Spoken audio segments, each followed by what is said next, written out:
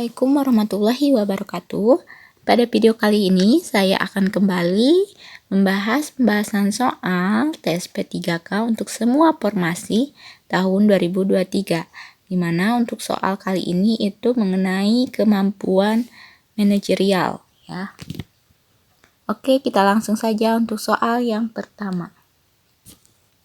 Saya ditugaskan untuk memimpin tim kerja dengan batas waktu yang sangat ketat. Anggota tim kerja memperlihatkan sikap tidak peduli dengan tugas yang diemban. Sikap saya adalah A. Bekerja sendiri yang penting tugas selesai. B. Mengancam mengeluarkan anggota yang tidak serius dari tim kerja. C. Melaporkan mereka pada pimpinan agar diberi sanksi. D. Membagi tugas secara adil dan memotivasi anggota untuk menyelesaikannya. E. Menasehati mereka agar sadar akan penyelesaian tugas yang diembannya. Oke, di sini kalau misalnya kita berada dalam tim kerja, kemudian kita memimpinnya, kemudian anggota tim kita itu kurang peduli, maka kita perlu membagi tugas secara adil, kemudian memotivasi anggota untuk menyelesaikannya. Maka yang paling tepat itu adalah yang D. Nah, jadi kalau bekerja sendiri, ya pilihan yang A ya, itu terlalu berat untuk kita sendiri, kemudian mengancam mengeluarkan anggota yang tidak serius, itu juga tidak boleh, tidak baik untuk lingkungan kerja, kemudian melaporkan mereka pada pimpinan. Berarti secara otomatis kita tidak bisa memimpin mereka secara langsung, berarti kurang baik juga terhadap kita. Kemudian yang E, menasihati mereka agar sadar akan penyelesaian tugas, itu kurang tepat juga ya kalau misalnya sesama rekan kerja. Oke, jadi yang paling baik itu yang D ya. Oke, pertanyaan selanjutnya. Anda diminta oleh direktur perusahaan untuk menjadi ketua sekaligus bertanggung jawab sebuah tim di kantor. Padahal Anda merasa belum pantas sebab masih ada manajer yang dianggap lebih mampu. Sikap yang harus Anda lakukan adalah A. Menolak permintaan direktur tersebut. B. Mempertimbangkan permintaan tersebut dan minta saran atau masukan dari manajer Anda. C. Menerima permintaan tersebut dengan senang hati. D. Menolak permintaan dan mengusulkan manajer Anda saja kepada direktur. E. Menerima tawaran tersebut agar Anda bisa naik jabatan sejajar manajer Anda. Oke, di sini kita merasa belum mampu, kemudian kita anggap masih ada manajer yang lebih mampu. Berarti kita pertama jangan menolak permintaan tersebut, berarti jawaban yang A sama yang D itu kurang tepat ya. Jadi jangan secara langsung untuk menolak. Kemudian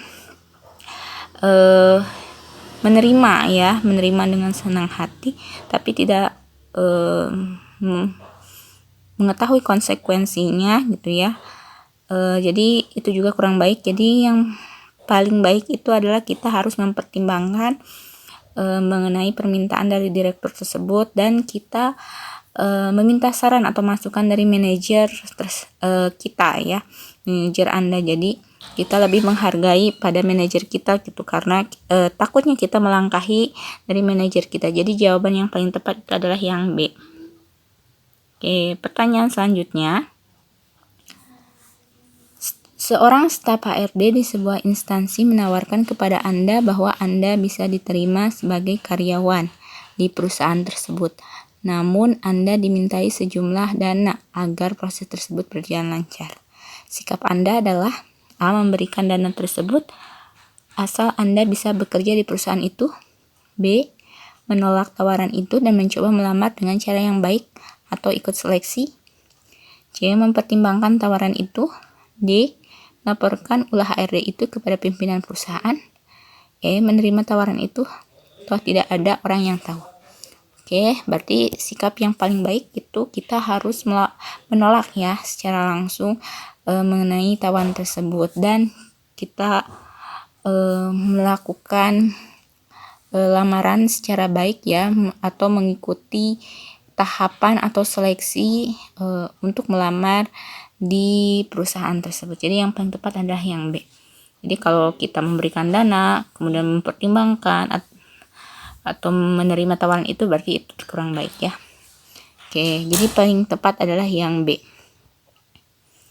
Oke, pertanyaan selanjutnya. Sebuah organisasi sedang mengalami permasalahan internal seputar manajemen keuangan atau kerugian atau defisit yang cukup besar.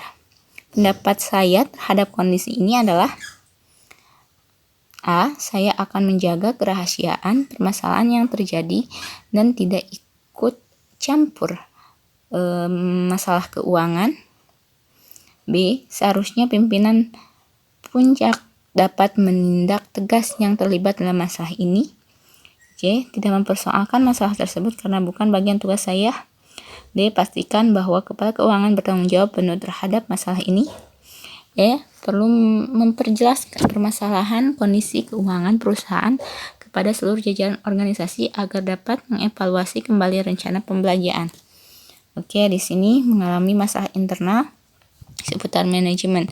Jadi kita mengetahuinya ya. Jadi sebaiknya kita menjaga kerahasiaan permasalahan yang terjadi dan tidak ingin ikut campur karena kita bukan dari bagian seputar manajemen keuangan tersebut itu. Jadi jawaban yang paling tepat adalah yang A. Oke, pertanyaan selanjutnya. Kepuasan jangka panjang dapat terpenuhi dengan memperhatikan hal-hal berikut, kecuali A. Diskon dan keuntungan, B. Diskon dan pelayanan purna jual, C. Pelayanan purna jual dan keuntungan, D. Kualitas produk dan kemudahan mendapatkan produk, E. Mudah mendapatkan produk dan kualitas produk. Oke, di sini adalah kepuasan jangka panjang ya. Untuk memperhatikan hal berikut kecuali. Oke, kecualinya itu yang paling tepat adalah keuntungan ya, diskon dan keuntungan. Kalau diskon dan pelayanan purna jual itu masih bisa termasuk ya. Kemudian pelayanan purna jual itu ya yang termasuk, kemudian dan keuntungan kualitas produk dan kemudahan mendapat produk, mudah mendapatkan produk dan kualitas produk itu masih termasuk ya. Berarti yang kurang tepat adalah bagian diskon dan keuntungan. Jawaban yang tepat adalah yang A. Oke. Itu kecualinya ya. Pertanyaan selanjutnya. Saat Anda sampai kantor, atasan Anda tengah memarahi staf Anda. Apa yang akan Anda lakukan? A. Menanyakan permasalahan kepada bawahan. B. Menemui atasan Anda untuk mengetahui permasalahan. C. Mempertemukan atasan dan staf Anda dalam sebuah pertemuan. D. Mencari tahu permasalahan dan menentukan siapa yang salah dan benar di antara kedua belah pihak.